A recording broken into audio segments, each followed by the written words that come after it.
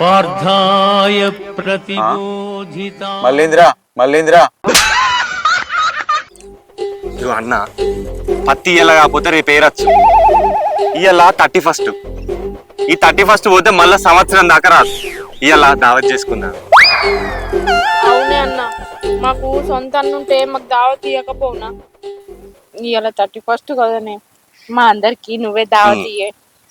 కాదురా, ఇప్పుడు మీరు పని చేయడానికి వచ్చిర్రా లేకపోతే పనిది ఏముండదే అన్న, ఇవాళ కాకపోతే రేపు ఎట్లా పైసలు ముట్టే నీ దగ్గర మేము ఎగ్గొడతామా? పత్తేరిపోతాం. కానీ ఇలా 31st కదనే, అందరూ చికెన్ మటన్ తినుకుంటే బాటిల్ తాగుతాం. మాకే ఏది లేదు, ఈ పత్తేరు మనసులో పడతలేదు. పోయి దావత్ చేసుకున్నాం.